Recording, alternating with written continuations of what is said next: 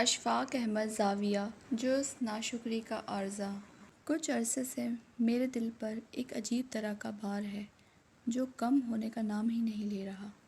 اس لیے میں نے بڑی تدبیریں کیں، خیال کو ذہن سے جھٹکا، لیکن وہ خیال، یا آپ اسے مرض کہہ لیں، ایسا ہے کہ دامن گیر ہی ہوتا چلا جا رہا ہے۔ میرا وہ غم اور دکھ یہ ہے کہ ہم ناشکرے کیوں ہوتے جا رہے ہیں، ہماری زندگی پر ناشکرا پن کا غلبہ کیوں ہوتا جا رہا ہے۔ جس کے پاس گاڑی ہے وہ بڑی گاڑی یا ہیلی کاپٹر کی تمنا میں پریشان ہے۔ سائیکل والا اسکوٹر کو حسرت بھری نگاہوں سے دیکھتا ہے۔ غرض کی کچی سڑک پر چلنے والا پکی سڑک پر چلنے کی خواہش میں آہیں بھرتا ہے۔ کسی زمانے میں جب ہم جوان تھے، اسکول یا کالج میں پڑھا کرتے تھے، ایسی صورتحال نہیں تھی۔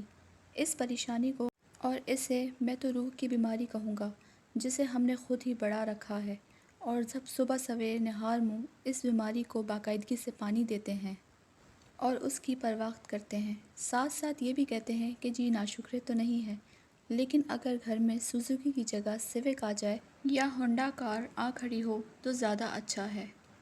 ہم یہ بھی نہیں کہتے کہ سوزوکی آئی، یہ ہماری خوش قسمتی ٹھہری۔ اگر بس میں آپ کو کوئی سیٹ دے تو آپ بجائے یہ سوچنے کہ ہو سکتا ہے اس شخص نے میری شخصیت سے مرعوب ہو کر سیٹ چھوڑ دی ہے، یا اس وجہ سے راستہ چھوڑ دیا ہے کہ اشفاق صاحب بہت بڑے دانشور اور رائٹر ہیں، یہ سوچ کر خیال کریں کہ یہ اس کی مہربانی اور بندہ نوازی ہے کہ اس شخص نے سیٹ چھوڑ دی یا راستہ دے دیا، اور اس پر شکریہ ادا کریں۔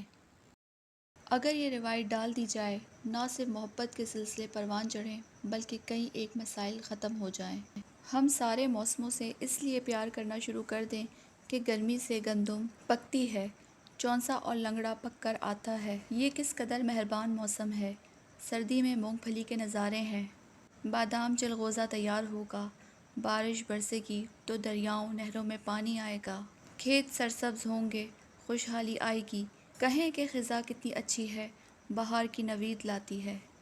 ہم بجائے کسی بات کو نیگیٹو لینے کے پازیٹیو لینا شروع کر دیں، اور آدھے خالی دریا کو آدھا بھرا دریا کہنا شروع کر دیں، تو جو بہتری ممکن ہے وہ ہمارے کئی منصوبوں اور اسکیموں سے بھی ناممکن ہے۔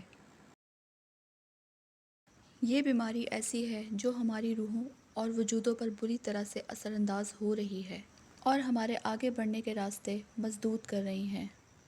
میرا ایک دوست ہے، وہ اچھا خاصا افسر ہے، گھر میں دنیا کی ہر آسائش میسر ہے، پھر بھی قسمت پر نالاں رہتا ہے اور کہتا ہے بس اشفاق صاحب کیا کریں، آج کل کے دور میں تو زندہ رہنا ہی مشکل ہو گیا ہے، بڑے مسائل ہیں۔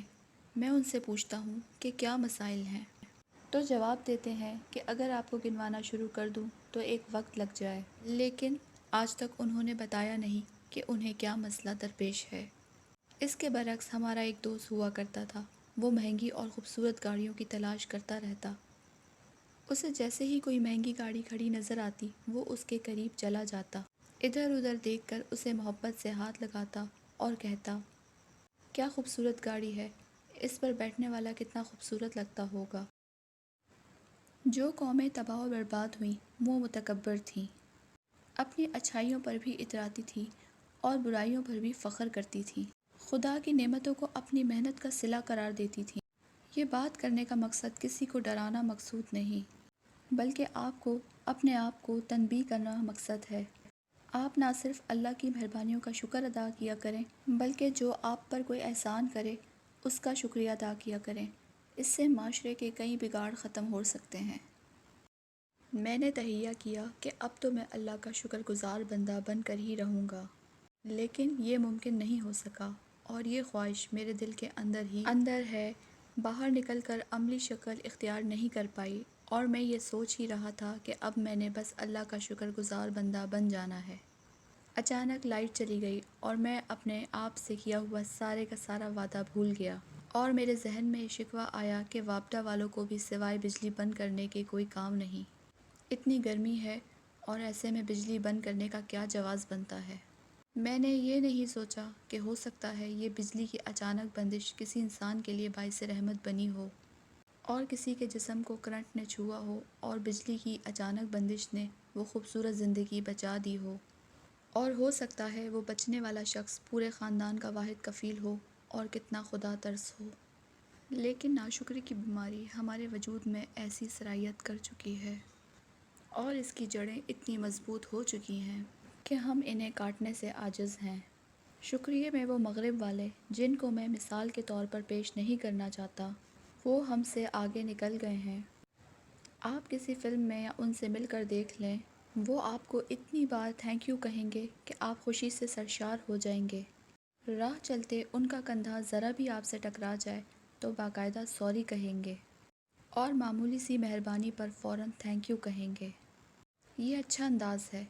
امید ہے آج کے بعد آپ اور میں تھوڑی سی کوشش ضرور کریں گے کہ شکر گزار بندوں کی لسٹ میں شامل ہو جائیں، اگر زیادہ نہیں تو تھوڑے ہی۔